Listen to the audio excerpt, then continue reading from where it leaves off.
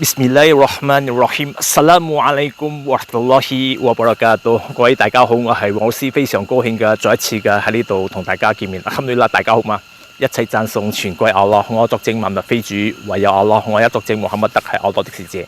咁喺今日，黃老師想繼續嘅同大家分享一個主題，關於信士就好似一隻蜜蜂第二集。嗰日我講第一集，其實未講完嘅，今日講第二集。你講話黃老師呢有集㗎？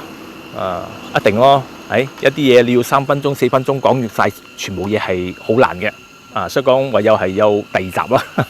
好似我細個嘅時候睇戲啊，以前你有睇過插帶啊，我哋叫插帶啊。意思講我哋80年代嗰陣時候，我唔知道你哋同我一齊80年代嘅時候，你有冇睇嗰啲插帶啊？我哋有嗰啲插帶機。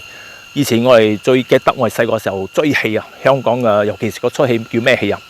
《射雕英雄傳》啊，哇！一直追㗎，意思講1集、2集、3集、4集、5集、6集，哇！嗰陣時我哋睇戲啊，一睇到第2集之後啊，一做完之後佢講繼續，我哋就還帶嘅時候啊，同個老細講：老細啊，第3集幾時出啊？佢講多2日咯，多2日啦，我哋食飽飯啊，即刻去排隊啊！所以講以前啊，用呢種插帶機，之後就 CD。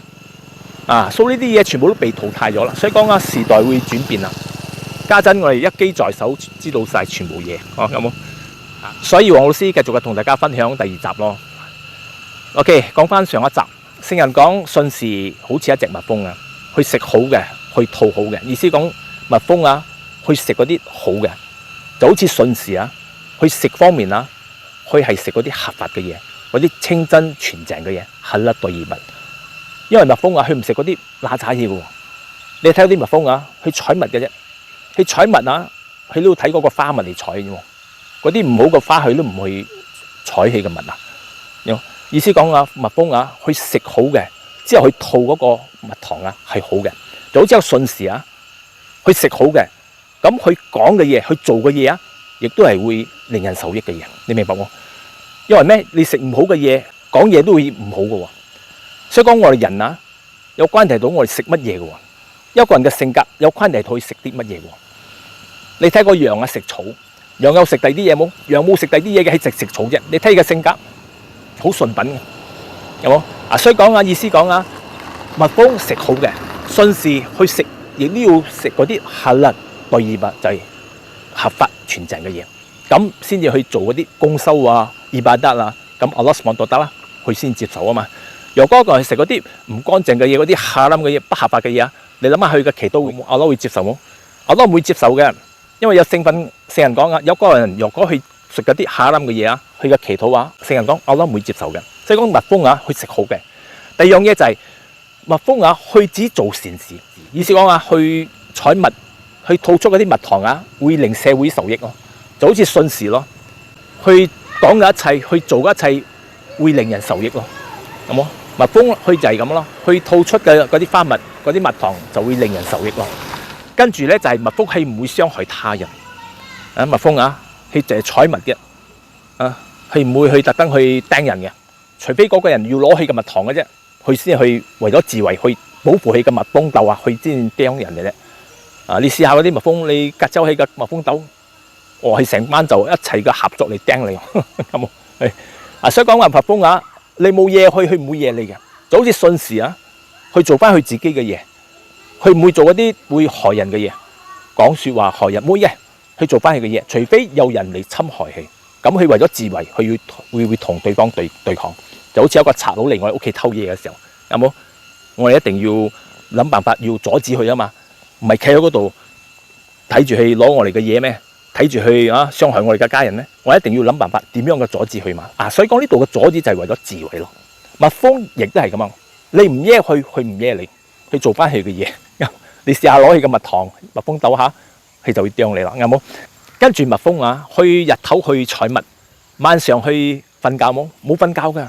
所以我哋睇嗰個 National Geographic 啊，佢哋晚上喺個竇嗰度啊，佢哋繼續做佢哋嘅嘢，吐出嗰啲蜜糖啊，所以講就好似信士啊，日頭工作，晚上啊，佢哋唔會忘記晚上半夜起身間中做禮拜，就係咁嘅意思啦。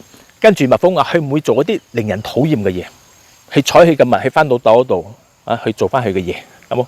佢唔似一啲昆蟲嘅樣，佢做咗啲嘢會令人討厭噶，就好似烏蠅啊、蒼蠅啊，去到人哋嘅屋企擠個菜嗰度屙多少蛋咁樣啊，呢啲就係令人討厭嘅嘢咯。蜜蜂啊，佢唔會去做翻佢嘅嘢，去採蜜，去吐出嗰啲蜜糖啊，令人受益啊。跟住佢好服從佢嘅蜂后，我知道蜜蜂竇有一個蜂后嘅樣，係服從佢嘅。你睇嗰啲蜜蜂啊，咁多隻蜜蜂啊，佢哋個工作去採蜜翻嚟嘅時候，個竇嗰度咁多蜜蜂啊，佢哋之間唔會為咗少少嘢而爭吵喎，去做翻佢嘅嘢，去吐出個蜜，跟住又出去翻嚟嘅時候吐出個蜜又出去。雖然係咁多喺個竇裏邊啊，佢哋唔會打交嘅樣。所以講順時啊，就係咁咯，做翻自己嘅應做嘅嘢啊，冇為咗少少事啊同其他人嘈交，為少少嘢嘈嘅啫。因為順時啊，佢每一日去自我檢討啊，佢自己嘅缺點一直嘅環保啊，佢都根本冇時間去理人哋嘅缺點，就係咁意思啦。想蜜蜂啊去做翻佢哋自己嘅嘢，跟住蜜蜂啊去好面對挑戰喎，就算落大雨或者係天氣好熱啊，佢哋不停嘅出去採蜜，就好似順時啦。遇到種種嘅挑戰考驗啊，佢哋唔會放棄，佢哋啊繼續嘅前行，係唔會遇到少少嘅挫折啦，佢就放棄晒。所以講呢段聖訓裏邊啊，聖人講啊，順時就好似一隻蜜蜂啊，意思講順時啊，佢哋嘅表徵啊，佢嘅說法啊，就好似一個蜜蜂啦。希望今日少少嘅分享能夠令大家受益，多謝大家。Assalamualaikum warahmatullahi wabarakatuh。